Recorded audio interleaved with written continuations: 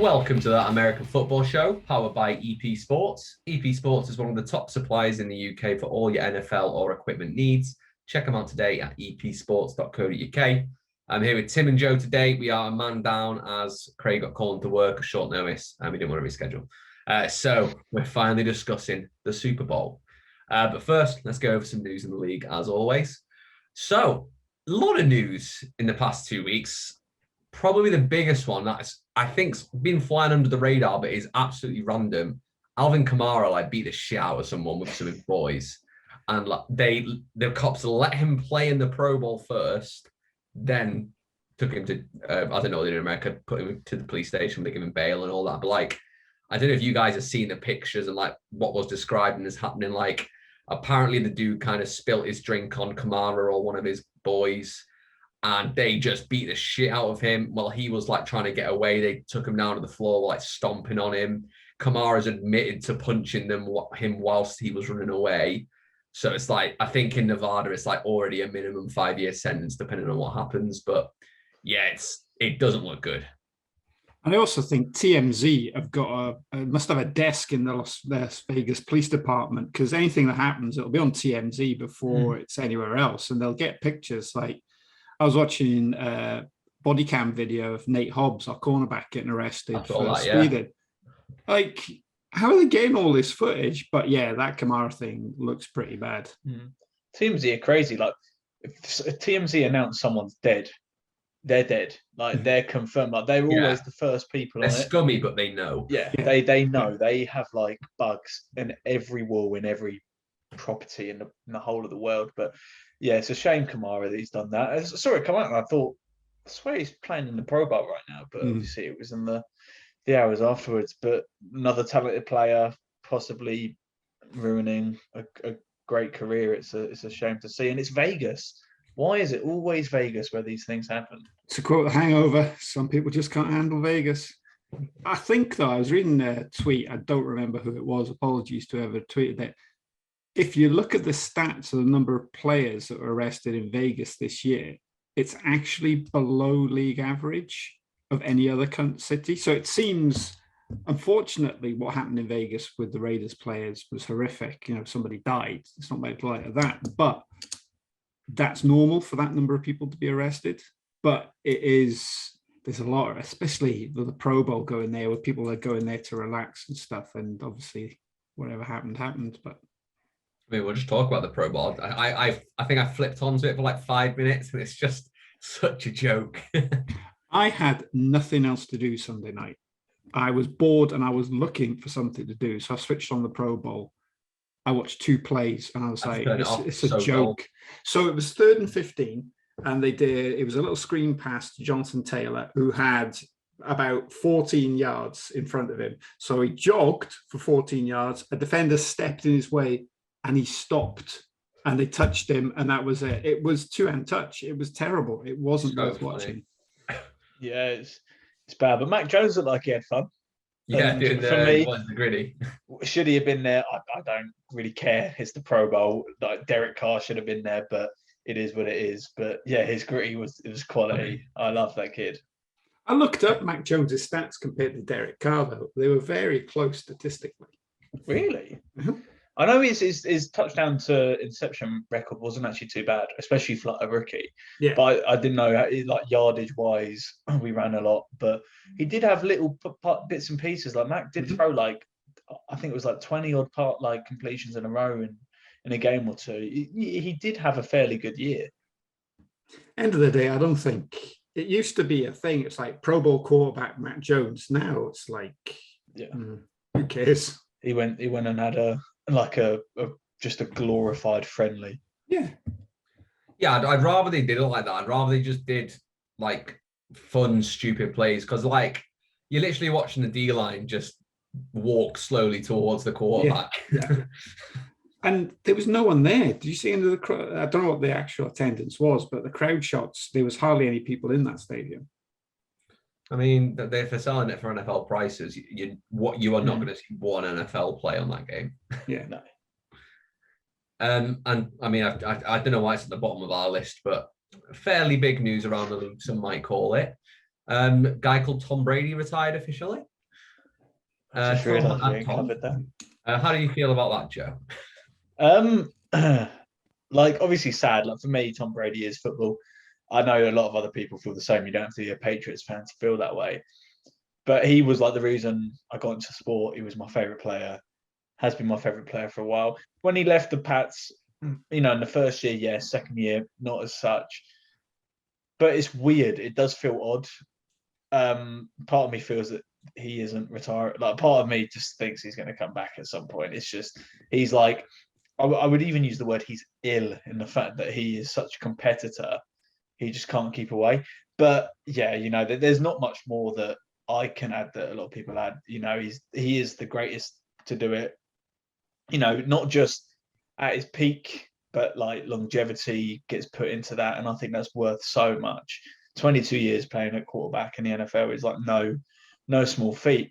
But yeah, can't thank him enough for all the memories he gave me. I know I saw 3 of the Super Bowl wins. Really is becoming a fan. Probably I became Pats fan Loss around. as well, I think. The what? Sorry. Saw a loss as well. Yeah, I may have seen a loss. May have seen a loss, but we don't need to cover that one. And that was one of the best. That was one of the best Super Bowl finishes by a quarterback ever. And Nick Foles outdid him. But people will try and pick holes, but Tom Brady, yeah, hell of a career. Yeah, Look, go on. I'm not going to say he's underrated because obviously he's not, but I've watched a few of the Super Bowls. They've been replaying them back to back on NFL Network. You forget how shit a team he played on sometimes and still won a Super Bowl. Because some of the people he was throwing to and some of the running backs he had, you think of the latter years of the Patriots and all the receivers he's got, he had Randy Moss, he had Julian Edelman. Not in the back when he started, he didn't. He was throwing to people that were, never was and never will be. So I think you got to appreciate the talent that sometimes he was playing with. Yeah, I mean, end of the day, it's like 5 years ago, you could argue other people, but he's the undeniable GOAT now. Probably never going to be anyone like him. You could probably put him like the tier of athletes or like Wilt Chamberlain and Gretzky. Like, records just won't really, not worried about getting touched because it's just pretty inhuman nowadays. But it doesn't feel like a big deal. It feels like he's kind of gone away with a whisper. But it's the end of the greatest career of all time. Like, I know you think he might come back, Joe. I think he may dip his toes back in once, but my thought is when they retire, that's their mindset's no longer football. So they're not designed for football anymore. I think we've got to mention as well that the whole NFL insider thing has ruined his retirement, basically, with Adam Schefter tweeting it and saying, he's retiring before he actually had a chance to say himself. Have some respect, because this guy's now just retired via an Instagram post rather than actually being allowed to say himself, like, right, I'm retiring. Someone beat him to it. So I'm pretty sure if Tom Brady ever makes a comeback, Adam Schefter will not be breaking that news. Yeah, totally. Like, that's the thing. We do appreciate the people bringing us all this news, but like that's the dark side of journalism. It can just be, I want to break this story first. I want my name to be all over it. And it's like, just have respect for whose news it is. It's Tom Brady's news. As we say, so many years, he deserves at least to be the one to break it. Yeah, definitely. I saw a comment or a post or something, and I've been very ambivalent about NFL insiders. I don't really care. I'm going to get the news at some point. But like someone said, these guys post news 2 or 3 minutes before the team announces it. What is the point of them?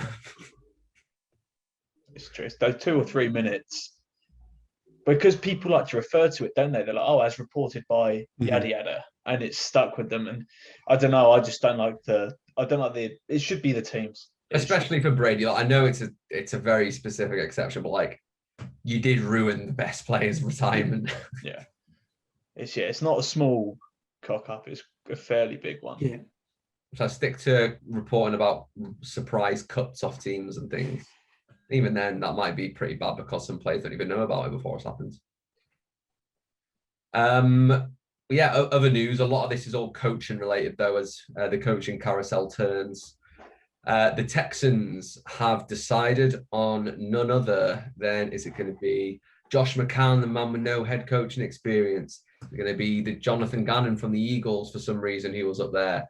No, it's going to be Lovie Smith, the Bears DC, because why not? But I'm more confused why they fired. What was the previous guy called? I don't even remember. But like, what was the point of getting rid of him when it seems like they've just hired another kind of bridged coach? It's the Texans.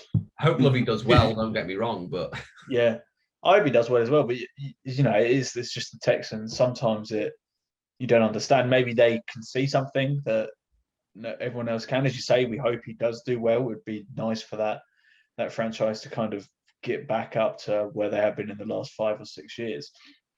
But it is an odd one. It's a really odd one. You say as well, the candidates. I just don't really know with the Texans. There's nothing really sensible about it. Vikings, they've hired the 49ers offensive coordinator, Matt McConnell. I like that move. I think 49ers offense is, whilst it's a bit old school, it's very fun to watch in the right hands. And the Vikings have the skill players. They just need to work on that O-line. And it'd be interesting to see how Kirk works in that. But I'd like to see Dalvin Cook and like Justin Jefferson in this scheme. Yeah, what you're expecting is sort of like a fair amount of play action, just using Dalvin Cook a lot. That's they've got the runners to do what the 49ers have kind of been doing over the last couple of years. So as you say, yeah, it'll be good to watch. I think they picked up the Colts defensive coordinator as well, Matt Eberflus. I'm not sure if he went to the Bears or the Vikings. I think it's Eberflus is the head coach. Mm. Oh, Eberflus is the head coach of the Bears. My bad. Okay. Probably the biggest coaching news, Brian Flores. I mean, I know you initially learned of it on the text you put in the chat, Joe. That it's just so odd that was confirmed as real with Bill Belichick absolutely fucking it up, being like, "Oops, my bad." But yeah, Brian Flores suing a lot of the teams in the league, including the Raiders. I think the Broncos, the Giants, and obviously the Dolphins are also in there for basically flaunting the Rooney Rule and being pretty indiscriminatory towards his career options. Yeah, it's this the thing, isn't it? With I stated it before. Then everyone wants fair, equal, sort of level playing field, but they've got to find a way where it can't be manipulated. Like a lot of these teams, they knew who they wanted to hire, and it's not fair on these black coaches being just put in a position, made to believe that they might be in for a job, but they've never got a chance. If anything, it's just it just makes things a lot more negative, and then stories like this come out, and it's just not nice to see. It's not nice for anyone. No. But it's happened for years. Everyone knows it goes on. It's like a perfect example of this is when we hired Gruden. Like everyone knew Gruden was getting the job. Mark Davis said Gruden's getting the job, but they had to interview a minority candidate, and they probably told him Gruden's getting the job, but we have to interview you, and it's not right. So, but I don't have a solution for it. And I mean, some of the biggest news that has broken because of this story is the Dolphins owner was apparently paying 100 grand a loss. And I mean, if that's true and it get proven, which is the most important part, then that could be like devastating for the NFL, because obviously they've just partnered with so many gambling companies that if match fixing's in place at the highest level, it could really be bad. Yeah. Yeah, it's just the integrity of the game as well. Watching your team play, and if you played the Dolphins that year, and teams, they could go into a game and their quarterback that they don't know if they're going to stick with. If it's a prove game for that quarterback goes in, has a cracking game, and then this is just an example, and then they decide to stick with that quarterback for another 2 years, like give them the money, whatever. But it's based on playing Miami, who were purposely throwing a game. It runs down a long line. It's not just Miami. There's a lot of dominoes that come from it, and it's just as you say, a bad look for the league. But also, isn't it really difficult to throw a game? Because players will be on, well, first of all, they'll be on win bonuses, they'll be on performance bonuses that they've got to do well in their contracts. And also, the worse the team gets, the higher a draft pick is. So why would you throw a game knowing that next year the team's going to get a higher draft pick they could replace you with? Yeah. It And does. that's, I can why they see. try and do it through the coach, because the Yeah. coach has the most influence on it. Yeah, but surely players aren't stupid. They're going to notice. They're like, hang on, why are we running that? Are we not trying to win this game? And it's funny because the story makes Brian Flores seem like a better coach than he is, because he was being told to go lose games and with this crappy team, and he was winning teams with a quarterback he clearly didn't want. Yeah. Like, I think that much is obvious now. But like he is a damn good head coach, and he's very much put his ass on the line for this, because there's a very good chance he's never going to get hired again. And the weird thing with it is as well, Hugh Jackson jumped on the bandwagon, said it has happening to him, and then obviously got legal advice, and 2 days later said, I was actually misinterpreted what I said. Well, what? You said you were paid, and then you turn around. You didn't lose deliberate. You weren't paid to lose. You were just a shithead coach. Yeah, I think ultimately the owners are going to cover it up, because they always do. But if it breaks it open, the Dolphins get a new owner, which I'm sure they're all happy about. Yeah, and it could really, like Joe said, have a huge domino effect in the league. I think you mentioned there. I think it's admirable from Flores. Really, he's almost ruining. I wouldn't say ruining, but he's jeopardizing his own career for others and for the integrity. And I just think, that's something that not a lot of people would do. Yeah, he's definitely good. He's a good guy. Other coaching hires: Jags pick up Dougie P, my man. I love this hire. I think Doug has got his drawbacks, but if you want a team that's young, needs like an injection of culture, has a young, like Doug's a quarterback coach as well. He was a quarterback, so he's really good for a young quarterback. Look at him with Wentz. Like, I think this is a really good fit for the Dolphins, and I like it. Yeah, I think it's good all round, and especially he's got the first overall pick as well, so it's a fun sort of thing for him. I don't know if will it be that Aiden Hutchinson, the big bloke from Michigan. But Doug can go in, and he's got an opportunity. He's got what's going to be one of the most talented quarterbacks in the generation. See Trevor Lawrence's reaction? Like, you could just tell he was so fucking relieved. He was like obviously really businessy speaking, but it was like, yeah, I'm just looking forward to having a new coach and seeing what we can do. But his body language, all the words you could just tell he's like, thank fuck the Jags have picked someone up for me. And Tim, your Raiders. Joe, your offensive coordinator. What's going on? Josh McDaniels has finally picked a team. We're not happy, either of us, I don't think. This is just it's a lose-lose. Yep. The only consolation I can get out of it is it could have been worse. We could have had somebody else. It was a bit slim pickings, quite frankly. And a lot of people, Raiders fans, wanted Jim Harbaugh.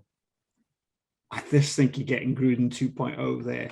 A really strong personality who's going to try and run the team. At least we've got a separate coach and GM structure now, with the GM making decisions. McDaniels is a good offensive coach, I guess. He's got good offensive players to play with, as long as he...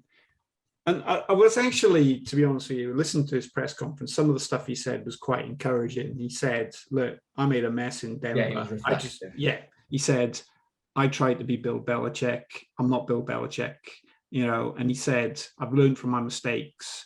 I'm a better people manager now. And so that all sounded pretty positive. And he's made some decent, they picked up the Giants defensive coordinator, Patrick Graham, I think his name is, who's quite a well-respected coach. So, so we'll see how it goes with there. So, in an ideal world, I wouldn't have picked him, but, Was your previous defensive coordinator Gus Bradley? Yes, he was. The Giants and you have literally just swapped defensive coordinators, which is annoying because I was happy Patrick Graham left, but I'm a bit upset he's come back. But I mean, from an outside looking in, I like the McDaniels hire.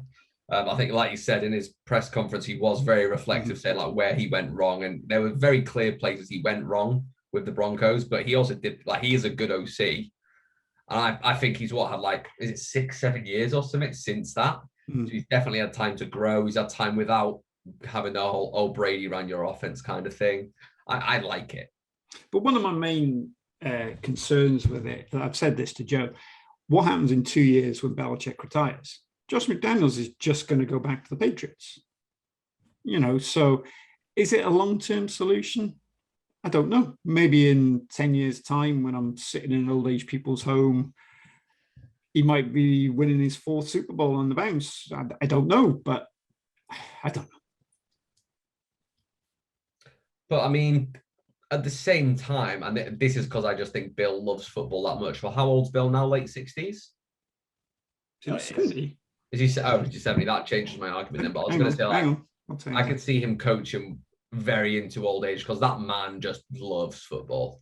Yeah, and I think McDaniels may have been like, shit, Belichick might be coaching for 5 more years still. Like, I need to go be a head coach. He's 69.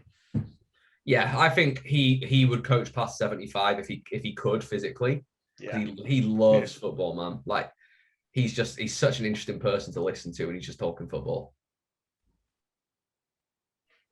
Final bit of coaching. The Saints, obviously, I think we haven't mentioned this. Sean Payton retired. So yeah, that was huge. A lot of people think he's just basically waiting for Mike McCarthy to get booted from the Cowboys so he can slide into that team because him and Jerry have been connected for ages. But I mean, the Saints have very quickly fallen into shit. The whole division is so interesting now because the Saints and the Bucks are nowhere near a clear winner of that division now. Yeah. But regardless, Saints lose Sean Payton, he's taken a step away from football. So he's made it clear it's not retirement, which furthers the fuel for Sean Payton to the Cowboys, which I really do not want to happen. That'd be fucking scary. But they hired Dennis Allen, who I think was their DC. And pretty much everyone saw it coming. There was not really any expectation anyone else was going to get hired. But Saints, I mean, they're now in a position they've not been for a long time, where they've not got a quarterback and they've not got a head coach they could be comfortable with. Yeah, I like the move because I think if someone like Sean Payton goes, after 15 years, I think we said it was, it's just nice to bring in someone who's in-house, knows the organization, knows the players. There's a lot of cap space. Sorry, there's a lot of cap over, whatever you want to call it, overflow. 70 million. I'm going to come up with, and he knows the players. He knows what he's going to get out of them.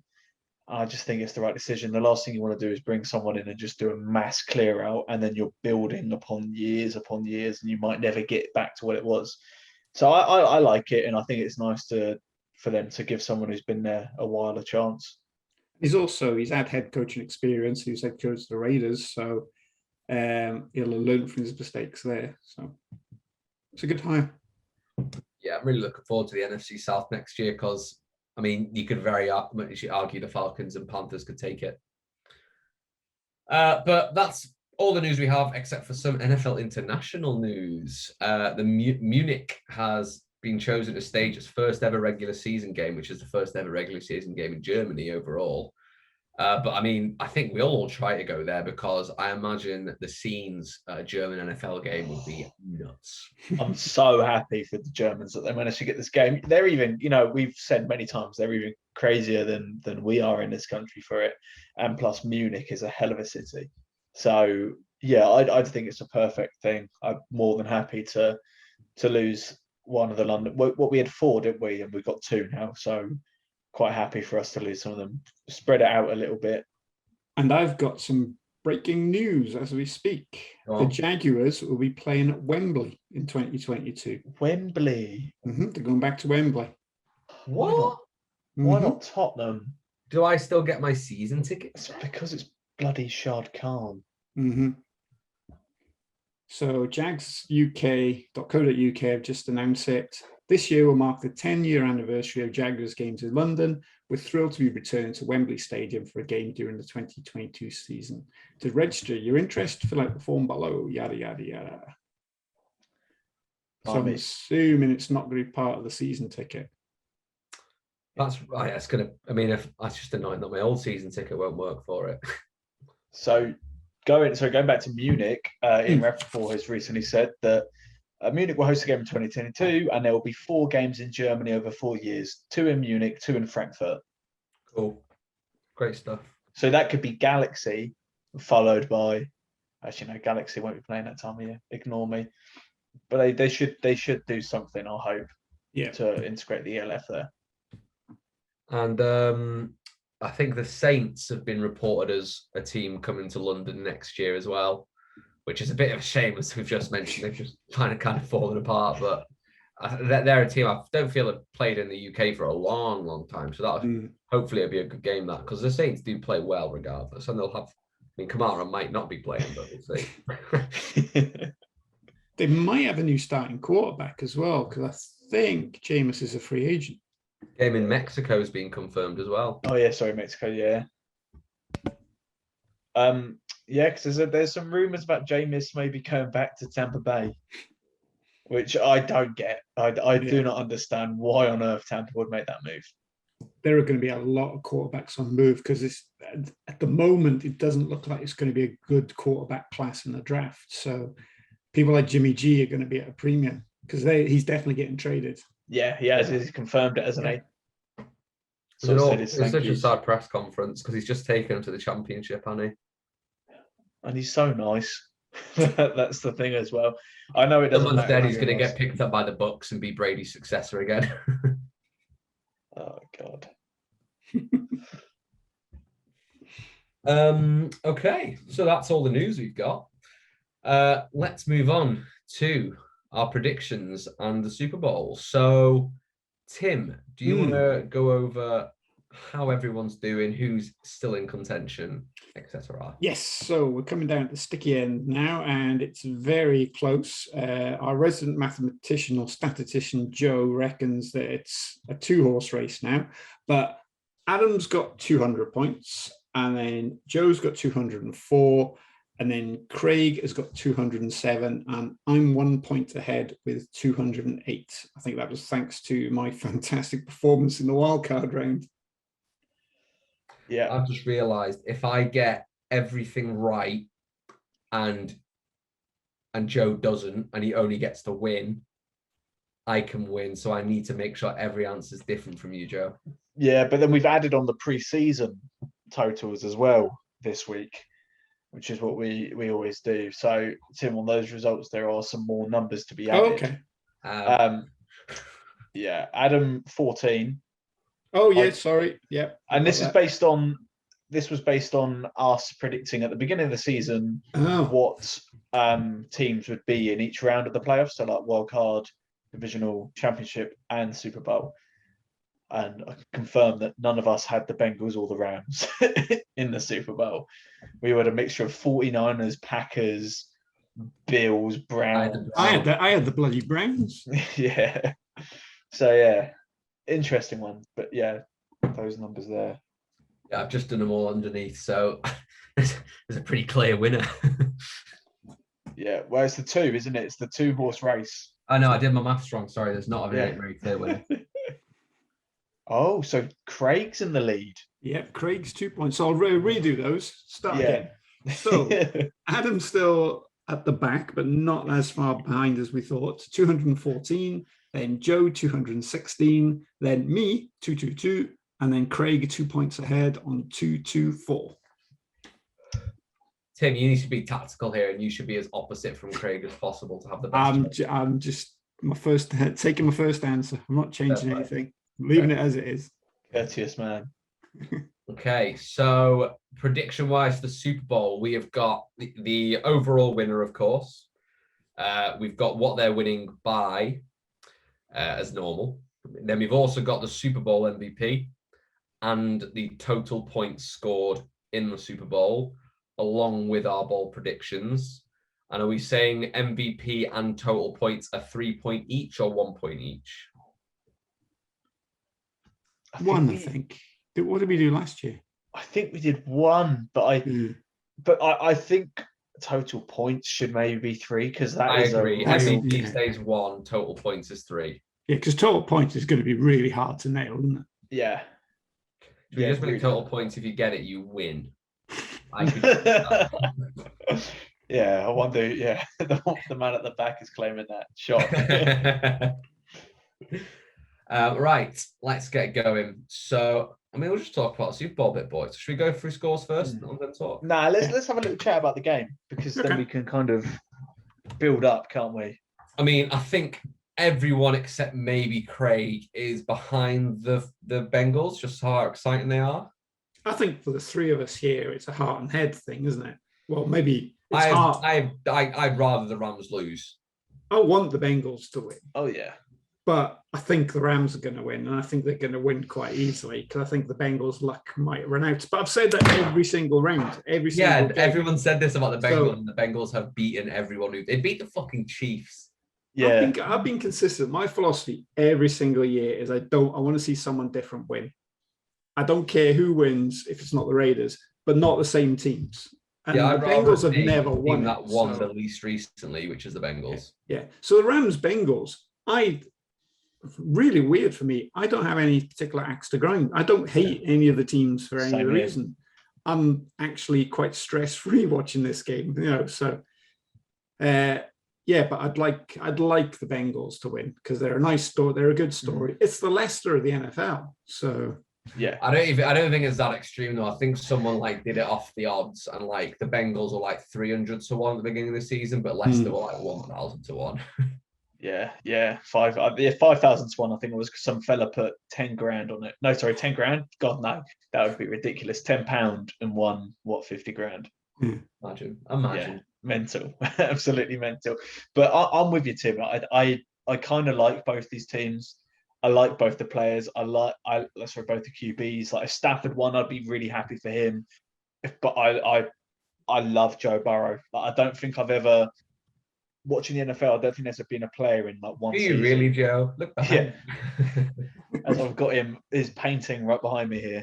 It is one of those. I don't know, man. The Bengals.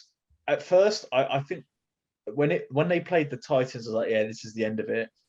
And when they played the Chiefs, I kind of went heart over head. But now I just think that defense is very good, and I think it's on them to go and win this game. I think Burrow is going to be pressured heavily. I think everyone's kind of accepted that. I mean, if he did really well against the Chiefs to kind of get away from any pressure, but I don't know with the Rams, with what they've got, that triple-headed beast on the rush that they've got. But I think that defense, if you can keep Cup quiet, you can keep OBJ sort of quiet on the slants going out. I think they've got every chance. Even if they start slow, that's what they did against the Chiefs. They kind of just did 3-man rush and kept people back, and Mahomes and the Chiefs were. Oh my God! Can we mention Mahomes in the pocket? Because he doesn't get touched for 10 seconds. No. And you're literally there tearing your hair out. Just fucking sack him. Yeah, exactly that. But the Bengals, they're flexible in defense, and I think that could really come in handy. And I've just got a very good feeling that Cincinnati could do it. I think if the Bengals can beat the Chiefs and they beat them by adapting, the halftime switch, it was so noticeable. The defense just instantly started beating Mahomes. And I think if they can beat the Chiefs, they can beat the Rams, because the Rams tend to shoot themselves in the foot a lot more. Yeah. But you're right, Von Miller and Aaron Donald, it's very worrying for the Bengals. But I kind of want to see Matt Stafford win a Super Bowl, because obviously it's a bit of a story for him. But at the same time, I do not want a team that's just built a super team on money to win, because I want it to be proven wrong. So talking about that, I found out something interesting today. Well, it's not something that interesting, but the Rams, the last time they had a first round pick was 2016. The next time they'll have a first round draft pick is 2024. So they'll go 7 straight years without a first round draft pick. That's what I mean. The fact that they just traded for Vaughn, they get OBJ, they've got Aaron Donald, they traded for Ramsey. I'm I don't like super teams. I think they're, I don't want to say unfair, because they are, but I just think it makes the game less fun. The Warriors for basketball, for example, the games weren't even close. I disagree slightly in that because they paid a good price for the players they've Yeah, got. at the same time, they have paid the It's- price. Yeah. It's not like they picked up free agents slightly underhandedly and sort of they got released because they demanded trades. They've paid out first round draft picks for these people. So um yeah, I was a bit is it the wrong way to go about building a team, but supporting a team that just basically pisses their first round draft picks up against a wall. That's rather they did that, to be honest. Yeah, I agree as well. And the fact that, yeah, the salary cap is the same for same for everyone. It is a level playing field. Yeah. And that's why I have no problem with it. Like if it was like, the Premier League where you got your Man Uniteds, your Man Cities and your Chelseas that just go and spend 10 times as much money as the new boys coming in. Yeah. I think, but for me, I like the fact that they've gone out and gone, you know what, there is another way that you can win a Super Bowl. We're going to try it. We've got a young head coach that can do wonders, all this stuff, and we're going to go out, we're going to trade away our future to go and win now. And if we win now, we can't, we might not get to the playoffs for the next 3 years, but that's all right. And I kind of like the risk and reward that they're going for. I also don't want the Rams to win because the NFL is pushing the Rams down our throats, and it really pisses me off. Yes, that is a good point. I think people are going to be sick of the Rams in 3 years. Yeah, they literally. It's unfair for the Chargers for one thing because they're being told to share a stadium, but then literally there's nothing about the Chargers. It's the NFL, like every advert it starts with Rams like hats on, like, oh god.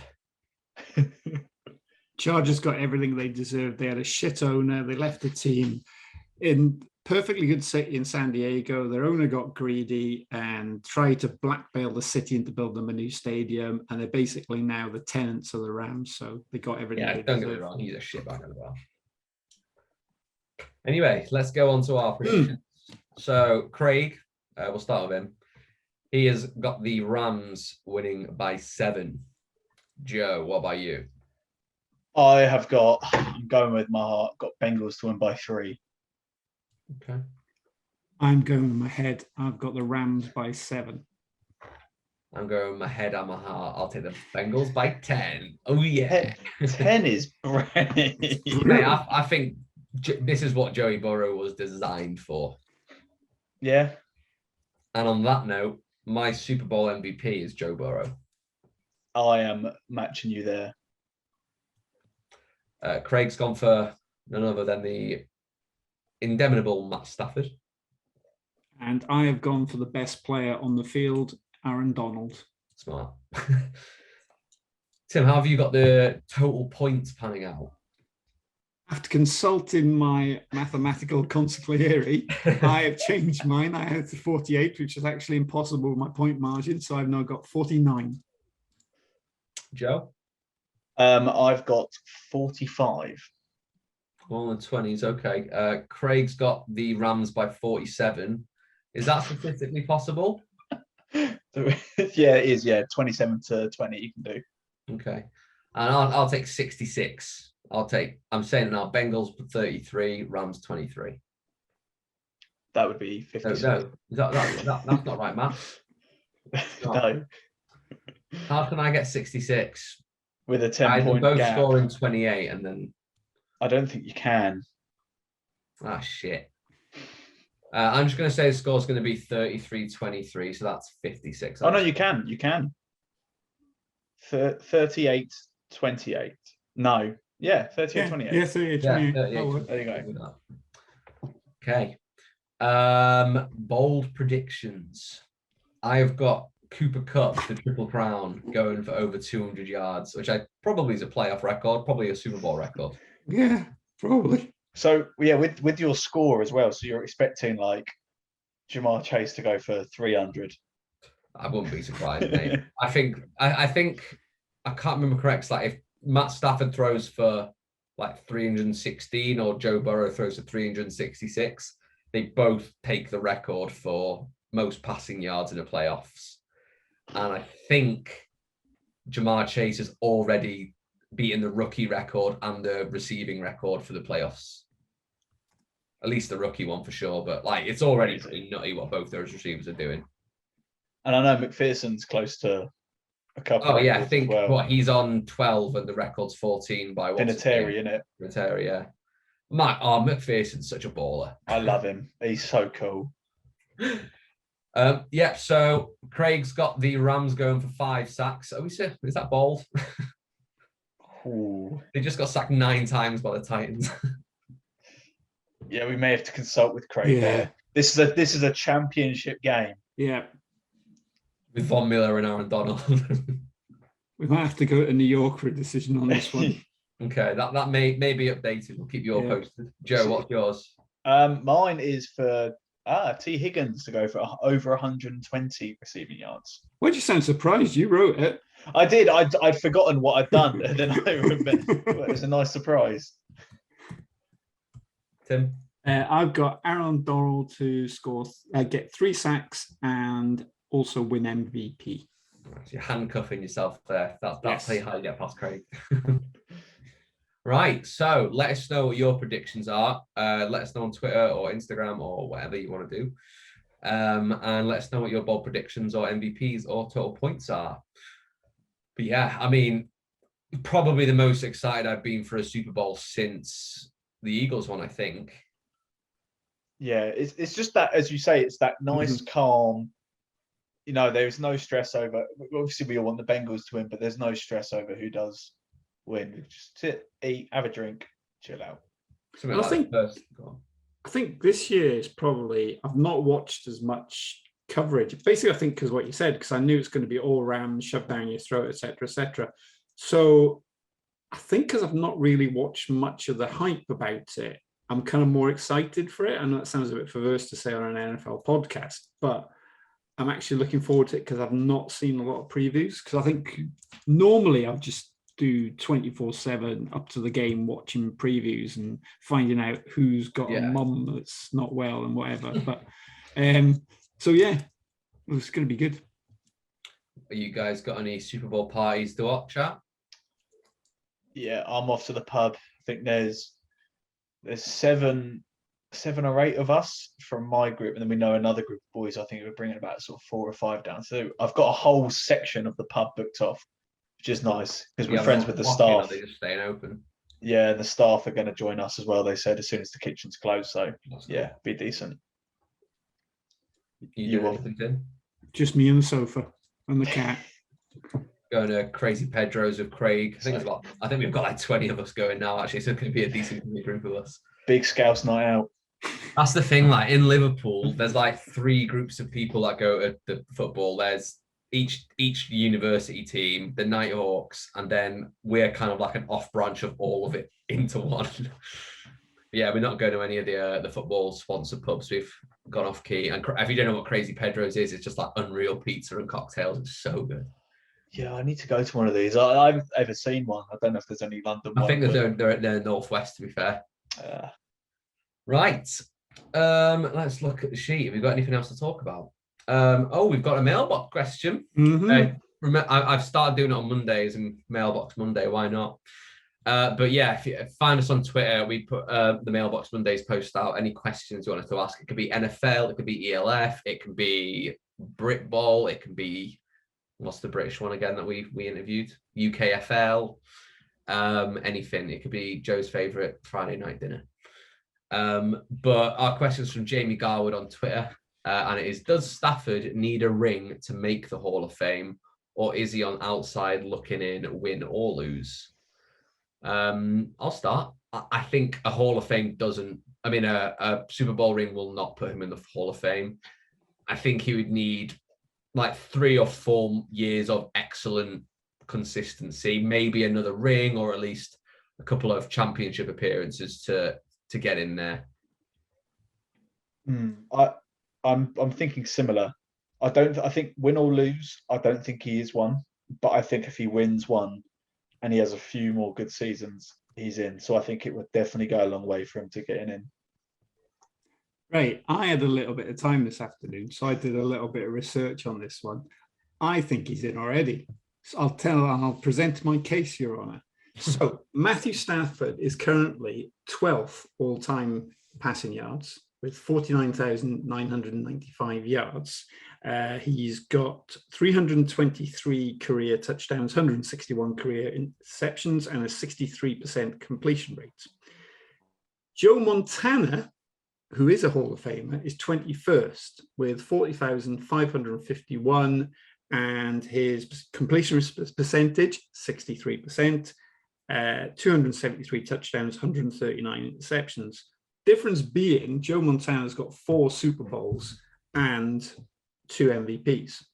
So I think Stafford should get in based on his stats alone and the fact that he's been around for so long. I think a Super Bowl will basically be his Willy Wonka's chocolate factory card in, but he probably should go in anyway. But when you look at the quarterbacks on the list, if you ever look at all-time career passing yards, Super Bowls definitely help getting in the Hall of Fame. Christ's sake, Brian Greasy's is in the Hall of Fame because he won Super Bowls and he wasn't very good at all. See, I don't think the stats are enough for him because you're putting to Joe Montana when, yeah, he obviously had Jerry Rice, but like passing wasn't as much of a thing, especially for Matt Stafford, who's known for heaving it down the field.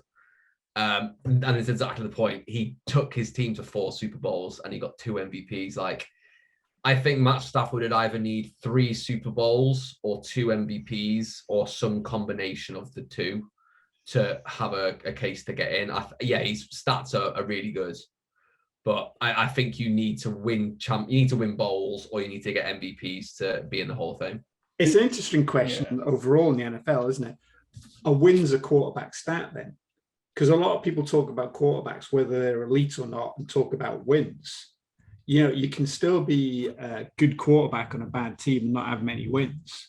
But I think people do think about the number of wins and number of Super Bowls that a quarterback has. There's been some shit quarterbacks won Super Bowls. Well, Terry Bradshaw recently kind of got a bit emotional because I want to say that's the right word. But he was like, I wish I was respected like Brady and Montana. And it's like he won, 3-4 Super Bowls with the Steelers. And he's Hall of Fame. Yeah. But like, obviously he wasn't a technician by any means. He was a much more of a street football athlete who was just in the right situation, I think. But he was a great quarterback. Yeah. And he's in the Hall of Fame for that because he won games. And he dominated an era as well because they won, was it 4 in 6 years? Yeah. How many? It was crazy. So if you look at Peyton Manning then, if Peyton Manning hadn't won the first Super Bowl, so he's got 2 Super Bowls. The second one, he didn't play very well, but he's obviously a Hall of Fame because he's a great quarterback. But I don't think those 2 Super Bowls make that much difference. Would you put Peyton Manning? Yeah, if you take away his Super Bowls, he still has 3 MVPs? Yeah, exactly. So he's still going in the Hall of Fame. You need MVPs or rings or a lot of first team All Pros to get in. Yeah. I agree, but I totally agree with everything you've said, but I think Matthew Stafford will still get in on the longevity of his career. I think Brady gets in. I think they'll probably squeeze him in. Yeah. Stafford, I was going to say, does he get like a Lions handicap? I mean, yeah, you are handicapped for being on the Lions, but at the same time, he had Megatron. That is also true. To quote Tony Kornheiser, it's the Hall of Fame, not the Hall of Very Good. Yeah, Hall of Fame is always an interesting topic, though. Anyway, that's it for the night, boys. Please make sure you head on over to our social medias. You can check them out on what, Joe? Oh, yeah. Our Twitter and Instagram is at TAFS_UK. And our Facebook is That American Football Show. We are also putting this all on YouTube. And we've got our own website. Just search That American Football Show.co.uk. And ELF content after the Super Bowl is really going to start pumping out. We've already got interviews with some of the newer players lined up. So if you're interested in that, make sure you keep your eyes peeled. If you don't know anything about it, we really recommend it because it is a great filler for the off-season of the NFL, getting into a European team. Obviously, we've not got Craig here. Go check out Lockdown Lids. I don't know what's on there, but always good stuff to have a look around if you want some signed merch. Please let us know where you're listening from. Leave us feedback. Let us know if you like the new format again. And we've already had a couple of guys talk to us saying they're enjoying the newer format. But let us know if you want us to do anything special and we can always look at it. Anything before we get off, boys? Yeah, I just want to give a shout out to one of the fantasy leagues I'm in that I actually won. The League of the Damned, they gave me this, well, wrong shot, I knew I was going to do that. This lovely trophy that's in the background. There you go. That's really weird. And next year, I've promised them they'll get a Taps hoodie for the winner. So thanks for that, boys. Good job for winning, Tim. Thank you. Oh, yeah. Well, I don't know if I mentioned Craig did win fantasy. He absolutely butchered me with Jamar Chase 2 weeks in a row. Yeah, that was brutal. Yeah. But thank you, everyone, for listening. Make sure you head over and check out our friends at EP Sports for all your NFL and equipment needs. And we will see you after the Super Bowl.